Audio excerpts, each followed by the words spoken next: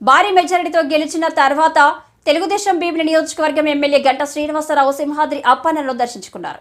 ఆలయంలో స్వామివారికి ప్రత్యేక పూజలు జరిపించి కప్పస్తంభం, ఆలింగనం, వేద ఆశీర్వచనం తర్వాత మీడియా ముఖంగా మాట్లాడారు. రాష్ట్ర ప్రజలు వైసీపీ ప్రభుత్వానికి బాగా బుద్ధి చెప్పారని, భీమిలి చరిత్రలో రికార్డు స్థాయిలో మెజారిటీ ఇవ్వడం, ఇక్కడ ప్రజలకు నేను రుణం తీర్చుకుంటా, వారికి ఇచ్చిన అన్ని హామీలను నెరవేరుస్తానని అన్నారు. మేనిఫెస్టోలో పెట్టిన అంశాలతో పాటు సింహాచలం దేవస్థానం భూముల సమస్య కూడా పరిష్కరించడానికి కృషి చేస్తాను అని అన్నారు. తమ నాయకుడు చంద్రబాబు నాయుడికి ఒక క్రిమినల్ లాగా అర్ధరాత్రి అరెస్టు చేయడాన్ని ప్రజలు గమనించి కసితో బాబుని గెలిపించారని, జగన్మోహన్ రెడ్డి ముందున్నవై రెండేనని, ఒకటి రాజకీయాలను వదిలివేయడం, వ్యాపారాలను చూసుకోవడం, రెండు ఆయన పార్టీలో ఓడిపోయిన మంత్రుల కోసం పరామర్శ, పాదయాత్ర చేసుకోవడం మంచిది అన్నారు.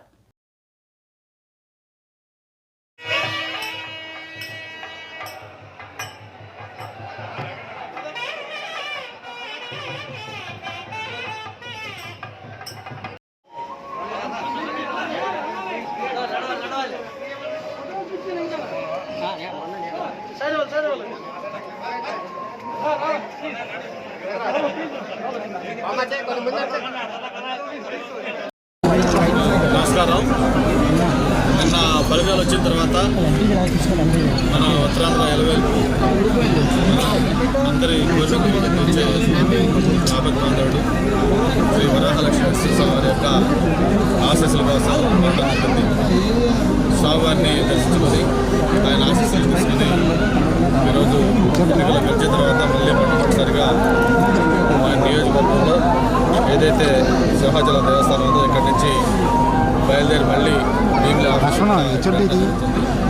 తొలి ప్రారంభం సింహాచలం గురించి చేసుకోవడం సంతోషాన్ని కూడా మరి స్థానికంగా మన లోకల్ మేనిఫెస్టోలో కూడా మనం అనేక అంశాలు పెట్టాము.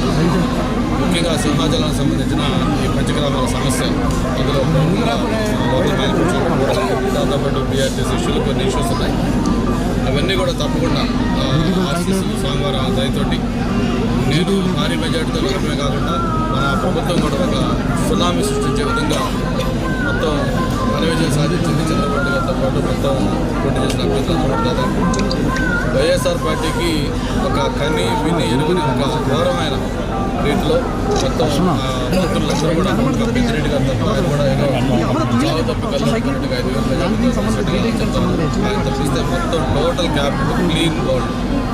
అంతేకాదు ఒకప్పుడు 151 మంది ఎమ్మెల్యేలతోటి మరి అంత ప్రబలాగా ఎలిగిన వైఎస్ఆర్ పార్టీ 5 సంవత్సరాల అయిన తర్వాత నిన్న జరిగిన ఎన్నికల్లో కేవలం 11 సీట్లకి పరిమితం కావడం, మొత్తానికి దానికి టోటల్ కర్మ కర్త క్రియ అన్నీ కూడా జగన్మోహన్ రెడ్డి గారు.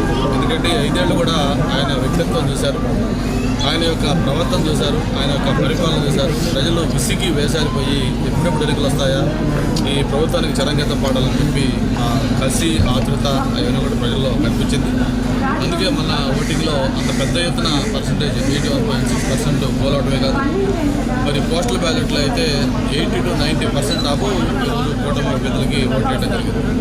అంతేకాదు పోలింగ్ రోజు పక్క రాష్ట్రాల నుంచి హైదరాబాద్ కావచ్చు, చెన్నై కావచ్చు, బెంగళూరు కావచ్చు, ఆ ప్రాంతాల నుంచి బస్సుల్లో కానీ ట్రైన్లో కానీ ఏలాడుతూ వచ్చిన తీరు, ముఖ్యంగా టోల్ గేట్స్ దగ్గర వెహికల్స్ జామ్ అయిన పద్ధతి, ఇవన్నీ చూస్తే మనకి సంక్రాంతి సెలవులకు ఎట్లాగైతే గ్రామాల తల్లి మొత్తం ఈ ప్రాంతానికి వచ్చాయి, దాన్ని మించి లక్షలాది మంది ప్రజలు వచ్చి ఇక్కడ ఓటు వేయాలన్న ఆతృత తప్పలా కనిపించింది.